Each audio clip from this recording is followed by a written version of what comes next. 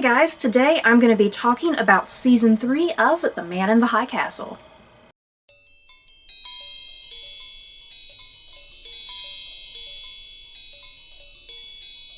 So, before I get going with this review, this discussion on Season 3 of The Man in the High Castle, a warning, a disclaimer. I'm definitely going to be talking about some very, very heavy spoilers.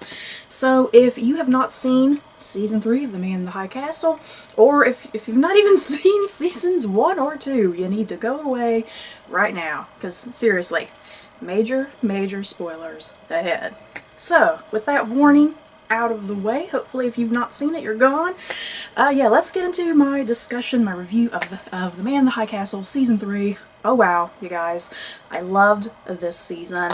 Let's just put it this way. The Man in the High Castle, I think every season has been stunning and amazing and just, it really makes you think, and it makes you think deeply. It's just such a unique show to me. It just makes you ponder all sorts of interesting questions and theories, and there's really no wrong way to think about this show, you know? I mean, on one hand, it's an alternate history that Philip K. Dick came up with back in, I think, the 60s when he wrote the book, and so you have that, you have this alternate history, but then you also have this science fiction element with the tapes that the Man in the High Castle is creating. And yeah, with this season alone, I mean, you definitely explore the notion of time travel. Oh my god, yeah, we'll get to that. We'll get to what the Nazis are up to with the big quantum portal, because I was just stunned about that whole thing, but it was totally believable that the Nazis would come up with something like that.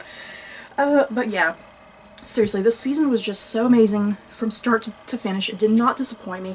The thing is, how long have we been waiting for this season? Season 2 ended, hasn't it been almost 2 years? You guys, it's been almost 2 years, I want to say, since the second season. So yeah, this has been a long time coming for this season. It did not disappoint me. Just so many shocks and twists and turns, and some very surprising character deaths, some surprising character returns. Like I said, we'll get to those. Unfortunately, I'm not going to be able to cover everything in this review. My thoughts have to be quick and they gotta be brief, but that's the point of the comment system down below. Anything I kind of brush over, anything I kind of forget, or if I mess up something. I'm doing this with no notes, by the way. I literally just finished watching the season finale and I was like, I gotta talk about it right now. I gotta get out my feels. So yeah, I'm doing this totally on the fly with no notes, you guys, so hopefully I'm not forgetting something or getting something mistaken. So yeah, in the comments below, you guys have a deeper discussion with me. I would absolutely appreciate that, because like I said, I can't cover everything in this video. It would take me hours to cover this entire damn season. So yeah, anything that you have thoughts about, anything you got some feels about, you need to talk about those deaths, come talk to me about them. And yeah, any theories about Season 3, or Season 4, I should say, Season 4 better come out a hell of a lot quicker than Season 3 did, because I can't wait another 2 damn years. So yeah, let's kind of just talk about some of the central plots, I guess. Hopefully I can cover all this. You know, I want to start with the Japanese side really quickly, because I actually don't have much to say about the Japanese side, the Pacific states, if you will. I don't have much to say about that, and I don't really have much to say about the characters. The characters mostly being Inspector Kido and the Trade Minister Tagomi. You know, I feel like in seasons past, Tagomi and Kido had really huge, important, vital roles. And, I mean, they still had huge, important, vital roles this season, but I feel like their characters were kind of reduced in some ways. Is it just me? I really feel like this season had a strong focus on the neutral zone and the greater Nazi Reich. We didn't really see that much of the Pacific states, unfortunately. Like I said, I feel like season 1 and 2, we spent a very long time in the Pacific states with those characters, and you know, the issues and the drama and the prejudices over on that side. And so yeah, unfortunately I feel like we just didn't get a hell of a lot of Kido and Tagomi this season. What there was of them, I liked and enjoyed. And yeah, these two men, the struggles, you know, you have the Trade Minister Tagomi. He just wants peace more than anything, you guys. That's all he wants and desires, is just peace. But in some ways, Tagomi is just kind of naive about that, you know? Yeah, I liked the whole assassination attempt on Tagomi. It's like the man about died a couple times this whole season. Yeah, because Joe was going after him, and then that other Nazi guy that Himmler sent after him. Yeah, Tagomi was in peril a couple times, and I was pretty worried for him. I liked Tagomi's his little fling with that one Asian lady. I'm not sure what her name was, but I really loved him and that woman. They were just so sweet and cute, and he needs some love in his life. The poor guy, he's under so much stress. But yeah, I did enjoy Tagomi. And yeah, like I said, Kido just did not have as huge a presence this season as I feel like he's had in seasons past. Yeah, Kido definitely having his own personal demons, his struggles, and I feel like, you know, that's the thing, this show has so many characters, and I mean, there are the pure good characters, and there's the pure evil characters, but the majority of the characters, more than anything, a lot of the characters operate in this zone of gray, you know, this morality, this grayness, you know, no one is black or white. And yeah, Kido's definitely kind of one of those characters that he sometimes kind of leans on the more evil side at times, but you definitely kind of see him starting to think and question things, you know, that a lot of the characters do that. They're starting to think and question now that we've not seen them do in seasons past. Oh goodness, we'll talk about some more with Kido later when I talk about another big character return that was kind of shocking, but yeah, that's kind of all I wanted to say about the Japanese side of things, the Pacific states. Like I said, I just don't have really much to talk about, and a lot of that wasn't anywhere near as intriguing to me as the rest of the season. But I guess to start with Juliana Crane, played by the lovely Alexa Davalos. Is that how her name is pronounced? Davalos, something like that. I definitely really enjoyed Juliana's story this season. She always has such a great story, you know, just compared to how she starts in season 1 and then her fantastic journey in season 2. And yeah, the bulk of her journey this season is, you know, she's fully kind of immersed into this world now, immersed into what the man in the high castle has said to her and what he's described to her. And yeah, the return of her sister Trudy, who, as we know, Trudy was killed by Inspector Kido back in, like, season 1, episode 1, and yeah, Trudy's come back from another dimension, so there's kind of that dynamic with Juliana and her sister. And, you know, I kind of found that a little strange that Trudy was only in a couple episodes. I swear I think Trudy was only in 2 or 3 episodes, and then she was sent back to her dimension. I feel like that was kind of a little bit of a waste, because I feel like there was some more potential to develop between Trudy and Juliana, you know? That here's this woman who, in her reality, is her sister, but in another reality, you know, they are still sisters, but this is still kind of a different Trudy, you know? But yeah, Juliana's journey, you know, getting fully immersed into this world. She fully believes in the tapes, more than she's ever. Yeah, her really being gung-ho about joining the resistance and getting people to be aware of what the man of the high castle was trying to say, what the message is, and trying to get that out there into the world and make a difference. And unfortunately, a lot of times people, they either believe her or they don't when it comes to the tapes, because are they real or are they fake? But of course they're real, as she knows. Yeah, she spent a lot of time mostly in yeah, the neutral zone, I believe, and then kind of getting up there into the greater Nazi Reich. I really loved her relationship with the new character that was introduced this season, played by Jason O'Mara. Wyatt was his name, correct?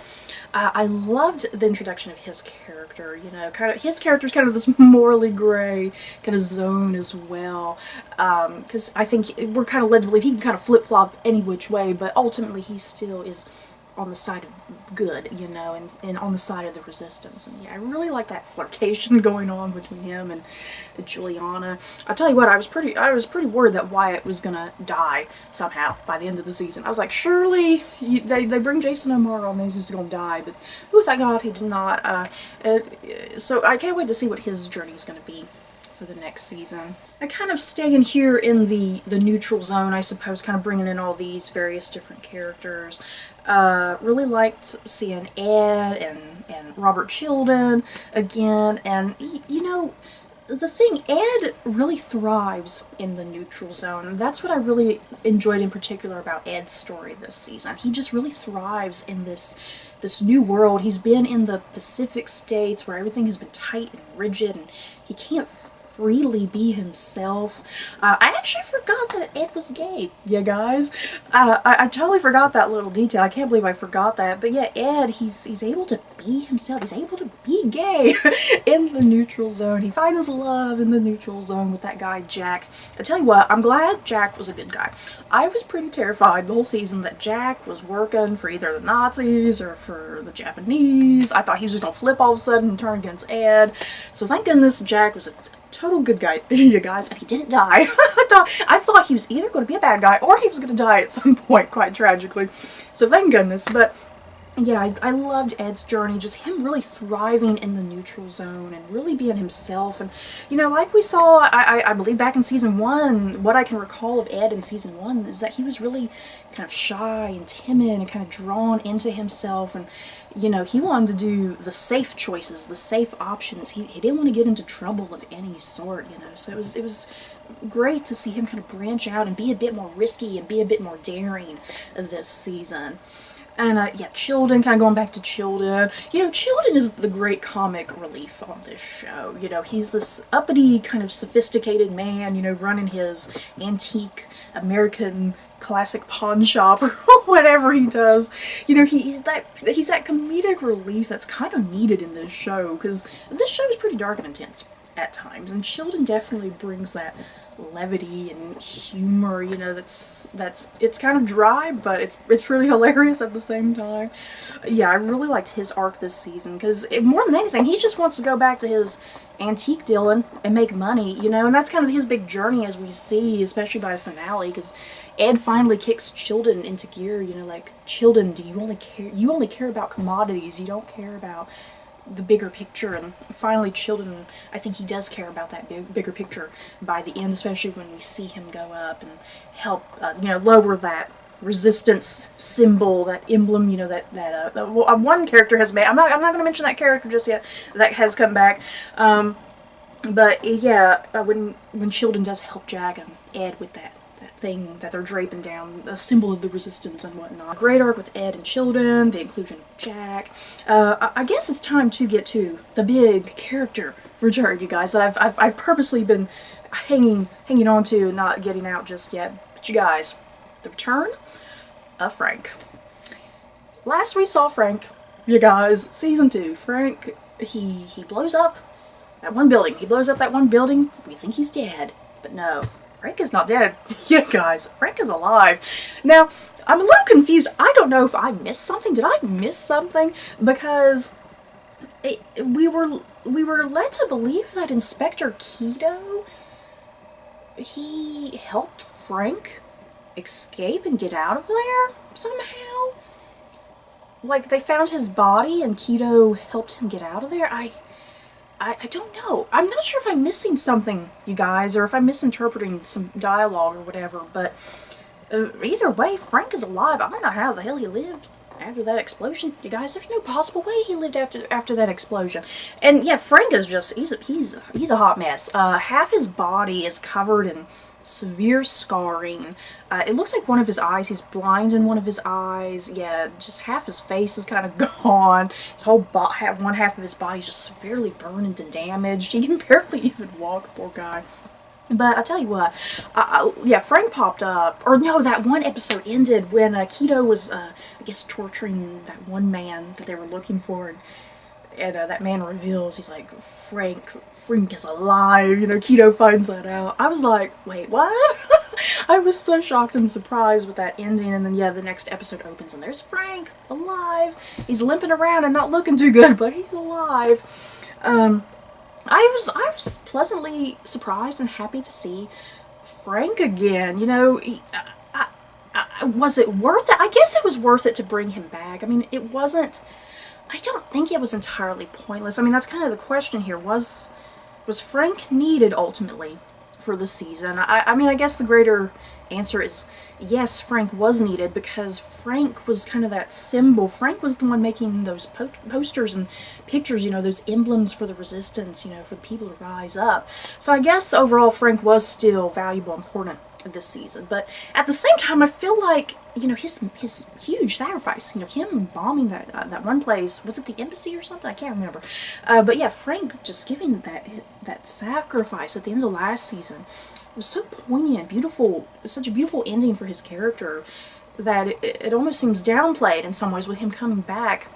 But still, at the end of the day, I mean, Frank was very valuable for what he did ultimately for the overall season, I suppose. Frank comes back only to get killed again. Yeah, guys, it was a little frustrating. A little frustrating that Frank comes back. He's around for a couple episodes and then he dies again.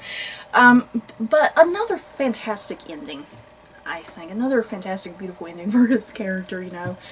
And he's killed by Inspector Keto, but Keto does it honorably. You know, Keto could have just point blank just shot him there in the desert, but he does it in this honorable way, like he's come to respect Frank, I think. And that's kind of what I took from the Frank and Keto relationship, that Keto had some respect for Frank. And like I said, Keto's been he's been struggling with his inner demons. He's been kind of thinking and pondering about the world and about the resistance, I think. And I think he does have that respect for Frank at the end of the day. He gives him kind of a noble death by allowing Frank to pray. You know, Frank has his little Jewish prayer that he's doing there, and he allows Frank to get on his knees and finish his prayer, and then Keto lops off his head right there in the desert.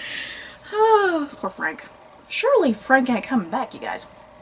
I mean, I know we have the whole idea of the other dimensions. There's probably another Frank in another dimension somewhere. Maybe. I don't know. I don't know, you guys. And before I totally end with the neutral zone, I love the reunion between Frank, Ed, and Juliana. It's been a long time coming, I think, and that was just such a beautiful moment, kind of in that one random episode in the season, you know, with them kind of reuniting, and things are kind of back to normal. You know, this is what they used to do. The three of them were friends in the Pacific States. They just used to gossip and hang around, and there was that love and friendship between the three of them, and it was nice to kind of have that, you know. Although it was brief, it's like that was a respite that the three of them needed, because since Frank is dead and Juliana's been captured, and we'll talk about some more of that, you guys. Yeah, and Ed's gone back to Pacific States. You know, they're all separated again, and Frank is dead, so they might not ever have that again. I feel like this review might possibly be all over the place, you guys. I'm not really sure where to go exactly. I could talk some more about Juliana and what happens in the season finale, but I guess I'll save that for last.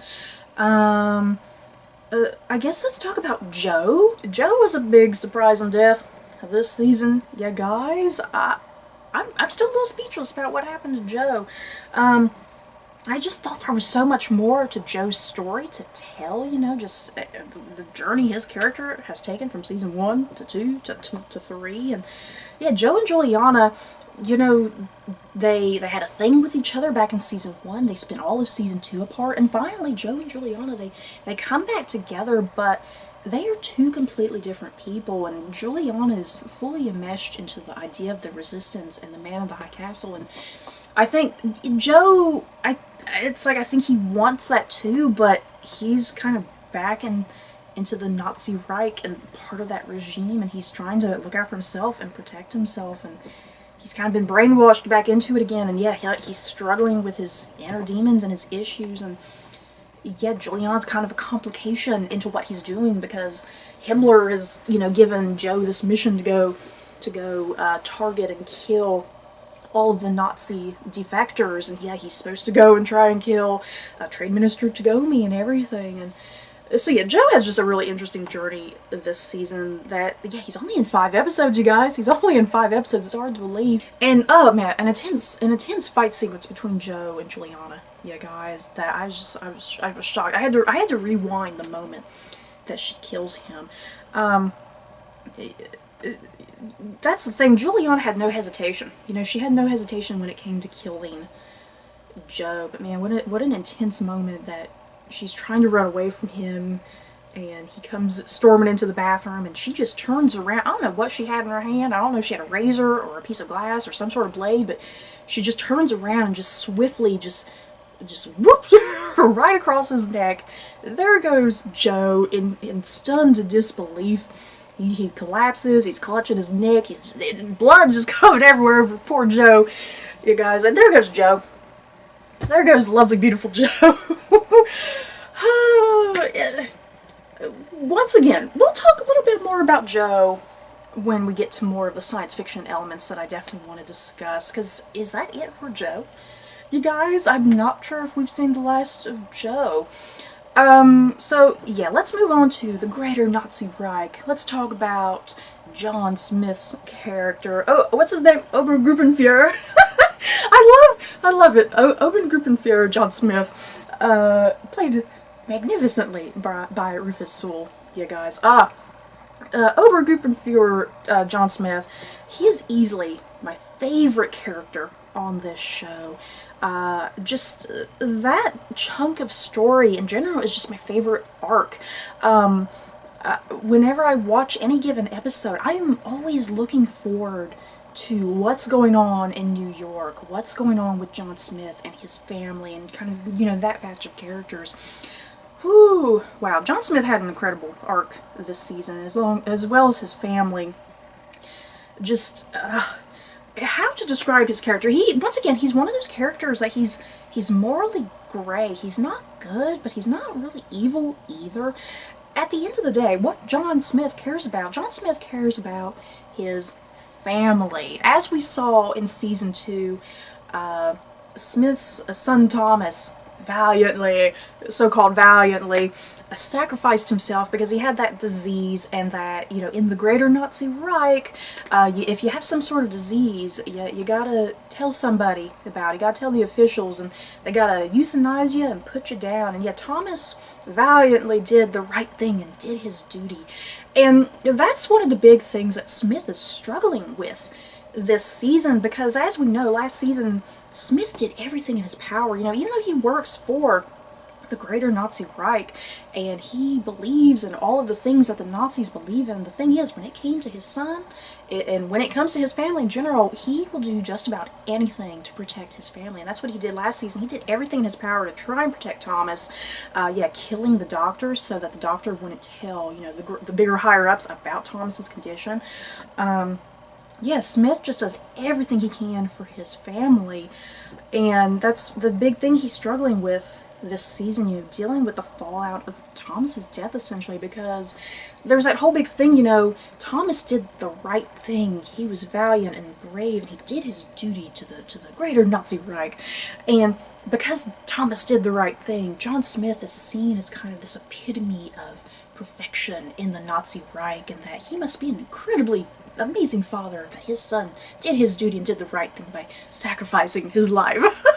It's this whole big thing. It's so ridiculous, but it's so emotional. And yeah, Smith dealing with that, you know, because everyone thinks, oh, Smith is so great and he has such a great family that his son did this, that he's such a perfect man, and everyone looks up to John Smith, you know. But yeah, Smith is struggling.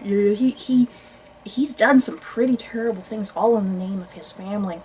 He lies, he cheats, he manipulates. It's beautiful, you guys. I love how he is written and the things that he does, because the things that he does, it's very questionable. Now, when it comes to his family, it's totally understandable. You know, when he's lying and cheating and manipulating in regards to his family, you totally understand it. But when he does those other things, when he does it against the Japanese, or if he does it against Juliana or the man of the high castle, yeah, then that's when it's questionable, because then he is more on the side of evil. Not only did I love Smith's arc this season, but I also loved the continued expanded role of his wife Helen.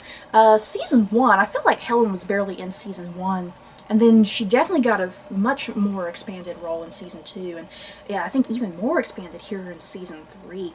I just love Helen Smith, because she's such an incredibly captivating character. And yeah, she's kind of having these struggles as well, you know. She was kind of considered the perfect wife here in the Nazi Reich, and yeah, that her son did the right thing, but to her, you know, she's still a mother. She's a grieving mother. She thinks that what the Nazis do, what the Reich does, and what they want, you know, she thinks all that is wrong. She wants to do away with everything, you know, because yeah, her son died for the Reich essentially, and she doesn't like that. And I do, you guys, I freaking love Helen and Smith together. They're just such a great power couple on this show, but it ends so sadly because she finally gets some courage and some bravery in her to be like, I'm leaving, you know, because as we see in the season, her other two children are in peril because they need to be tested to see if they have the same condition that Thomas has, and there's a very high likely chance that they do. So yeah, Helen finally, she kind of has enough by the end of the season, as we see, because she makes that phone call to Smith and she's like, I wasn't running away, I was running away from you. Ooh. I got chills, you guys. So poor John Smith is alone. He doesn't have his family. You know, the thing is, that's what he's been doing this entire time. Everything he's been doing has been for his family, and it's going to be interesting kind of going into the next season. What is he going to do kind of without his family, I suppose? His family won't be there to hold him back, because he's been holding himself back at times because of his family. So it's going to be very interesting to see what happens to him in season 3, and if Helen and the children come back. Please come back, Helen and children. John Smith needs you. So, I guess kind of talking some more about the New York stuff. I love the addition of J. Edgar Hoover, you guys. I'm a little embarrassed because it took me a little while to realize that the one character, they kind of kept calling him Hoover, but it didn't really connect to me until like maybe 3 episodes in, and I felt so stupid. But yeah, we got the introduction of J. Edgar Hoover, which is pretty awesome. I really loved how he was integrated into this show and kind of his connection into the Nazi Reich, and yeah, Smith's manipulations of him later. Once again, Smith is always in peril, because that's the thing, Smith is always in peril, but everything, he's able to manipulate things just enough that they go in his favor, which is fantastic. What else happened in the New York section? I also really liked Nicole. It was really interesting to see where Nicole's character went this season, because she was introduced in season 2 mostly as kind of a new love interest for Joe, and it was nice to see Nicole's character branch out away from Joe's character, you know, her kind of form into a more fully fleshed out character that didn't involve Joe, I suppose. But yeah, I love Nicole. She's kind of an interesting character too. It's like you love her, but she also does some very questionable things as well, because she is part of the Nazi Reich, essentially. She's kind of, she is a bad guy, I suppose. But yeah, I liked kind of her journey. Yeah, she's working with the propaganda office, I guess is what it is. And yeah, Himmler's her godfather, correct?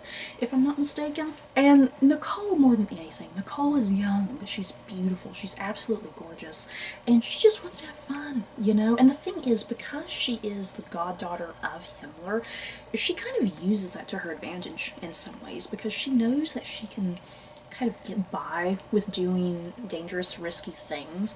And yeah, a big thing with Nicole this season, we see her kind of have that little fling. I wouldn't call it a romance, because I think to her it was all just a fling and something kind of risky and fun, you know, and something entertaining to her. But yeah, Nicole's relationship with the journalist Thelma, I really like that whole thing, you know, kind of the sexuality going on between them, and kind of that gameplay almost, and yeah, Nicole just kind of figuring herself out some more, you know. Well, Nicole, I think, maybe not figuring herself out so much, I think she knows full and well who she is deep down, and the things that she likes and doesn't like, you know. And I guess we're led to believe Nicole is probably bisexual, because she definitely had a thing for Joe, she has a thing for Thelma. I think at the end of the day, I mean, she just likes to have fun, you know. Nicole just likes to have fun, be crazy, be daring, be as risky as possible. But we do see that her riskiness goes a little too far, because, you know, there is that raid in one of the episodes, in one of the final episodes, and where I guess a lot of women are. I guess it's supposed to be a bunch of lesbian women, like a gay bar for women, I suppose. But yeah, there's that raid. Nicole is there. But yeah, her riskiness and daring goes a bit too far because even Himmler can't help her, because we see that she's escorted to a re-education program, whatever that possibly means. I guess to get re-brainwashed back into the Nazi regime, I suppose. So I'm very curious to see where Nicole's character goes next season. You know, she's probably going to be even more brainwashed and crazy than what she already is. But yeah, I still really enjoyed her character nonetheless this season. I tell you what, I thought for sure Nicole was going to be pregnant, you guys, because we saw several sex scenes, you know, in last season and this season between Nicole and Joe, and I thought for sure Nicole was going to wind up pregnant. So I was kind of surprised the direction the Nicole character took ultimately. So have I covered all of the major characters, you guys? I feel like I'm leaving somebody out. I've covered Juliana, Wyatt, Ed, Chilton, Frank, Keto, Tagomi, Smith, Nicole, Joe. Yeah, I think I've covered everybody, haven't I? I feel like seriously, I feel like I'm leaving a major character out that's just escaping me at the moment. But yeah, let's talk about kind of the big science fiction element of this show. You know, we've learned about the Man in the High Castle and the films that are apparently showing, you know, alternate universes, and where the Nazis and the Japanese did not win World War II, where America and the Allies won the war. So we have all of that going on. Also, a big thing going on is that the Nazis want to use this area that they've found, where they can manipulate it and control, like this tunnel that they can hop. They can portal hop essentially and go to other dimensions, because Himmler's plan is that, hey, let's go conquer all these other universes and put troops and our military through there. We're going to go conquer all these universes and spread the idea of the Nazi regime. So yeah, Himmler has damn near lost it. He's nuts. He's power hungry. It's pretty frightening. So yeah, that's the big thing this season. But the science fiction element is the big portal that the Nazis are making. It's very terrifying. Someone does go through, one of the test subjects does go through. A big thing that we learn, hopefully I got all this correctly, you guys, hopefully I retained all this in my memory. What we find out from the Man in the High Castle, he explains that the reason that the one, because they tried to send 4 test subjects through, but like I said, the one girl goes through. What the Man in the High Castle was saying, he made it sound like the reason she was able to go through is that because in whatever universe they tried to send the test subjects to, in that universe, the other 3 were still alive, so that's why they died, but the girl, she did not exist in that other reality, so that's why she was able to hop. So the way the Man in the High Castle describes it, he makes it sound like there has to be a void. When you travel through, there has to be a void that you can exist in, essentially. There can't be 2 of you in one universe, I suppose. I guess you can't create a paradox, if I'm using the term correctly. There can't be a paradox going on that, like me, like I can't go to another universe and I'm also in that other universe to live in a life or something. He made it sound like there has to be a void of some sort, if that makes sense, if I was understanding it correctly. So that does just really make me wonder about season 4 now. We do see, I'm trying to organize my thoughts, you guys, I'm still struggling here. We do see Juliana, she finally is able to kind of just zone in, you know, just really get into herself, and she's able to travel, you know, because we've seen some characters that they just sit there, they meditate, and they travel, and finally she gets to that zone of meditation that she's able to save herself and not time travel, she's able to travel and portal hop, or dimension hop, I suppose.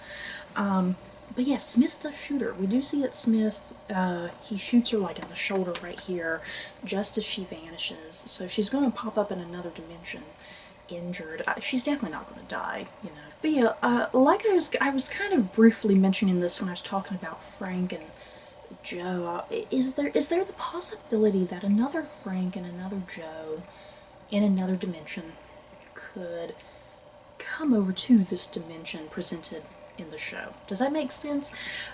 Because, yeah, Frank and Joe are now dead in this dimension, and like the man in the high castle was saying, there has to be a void, you know?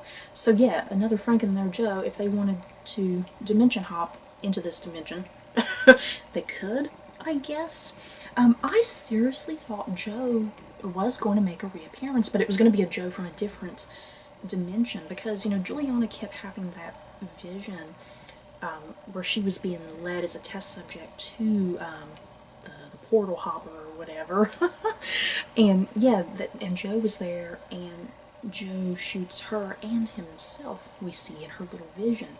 So I kind of kept thinking that Joe would appear again, but it would be a completely other Joe from another dimension. But that didn't happen. I mean, I guess it could still happen. Maybe. I don't know. I don't know if I'm overthinking these things, you guys.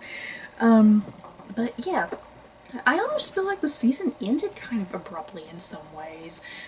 Juliana kind of just, you know, she meditates, she goes into another dimension. That's kind of how the season ends. Oh my goodness, you guys, I loved this season. Just so many interesting twists and turns, some character death, some character returns with Frank. I'm still mind blown about Joe, you guys. I still can't believe Joe lasted for 5 episodes and that was it. But yeah, you guys, how did you guys feel about season 3 of The Man in the High Castle? I completely love this season. Just some really shocking moments, some moments that made me tear up. There were seriously some moments that I about cried over. Some moments that I was shocked about, moments that I was sad about. Not too many triumphant moments, unfortunately. Whenever we get the final season, that's the thing, I don't know if season 4 is possibly the final season, or if there's going to be another one after that, but I think all of the triumphant moments have to occur in the last season. We had some minor ones in this season, but more than anything, we saw a lot of chaos and destruction. I still have chills about the destruction of the Statue of Liberty. Yeah, guys, I still have chills about that. That was so sad and emotional, seeing the Statue of Liberty go down. Oh, I almost forgot, Himmler got shot, you guys. We end the season, we don't know if Himmler is dead. I'm kind of crossing my fingers Himmler does die. Secretly, because we keep seeing Smith rise in station, you know, he keeps rising and rising and rising, things just kind of keep falling into place for him, you know. I'm kind of secretly hoping that Smith, he might become the Fuhrer. That might sound terrible, you guys, that might sound terrible, but I have hope, though. That's the thing. I have hope that if he rises so high that he becomes the new Fuhrer of the new Nazi regime or whatever, I kind of have this hope that Smith, with him in charge, he'll be able to change things for the better, you know, because we've definitely seen Smith kind of, you know, struggling with things and how this regime is running things, and yeah, what the regime has cost his family at the end of the day, you know. So I almost kind of want him to be the one in charge, with the hope that he will kind of have reason and start seeing things more clearly and differently, because we've definitely seen him with his concerns and his ponderings and confusion, you know. So I feel like if he was the leader of everything, he would change it all for the better, hopefully. That's my hope anyway. Or it would just all cave in, you know, into pure chaos. I don't know. But that's my hope, that he, at the end of the day, will change things for the better, because I think he would have that power to make things better. Hopefully. I don't know, maybe I'm being naive about his character because I love his character so much. But yeah, you guys, I think that's all I have to say about this season of Man in the High Castle. In the comments below, like I said, I've not covered everything, so you guys share your thoughts, your feels, your concerns, your theories about season 4, about season 3 in general, and I would love to have a conversation with you. So that's it for this video. I hope you guys enjoyed. Don't forget to like, comment, and subscribe, and if you like this video, you may like these other videos. Bye guys.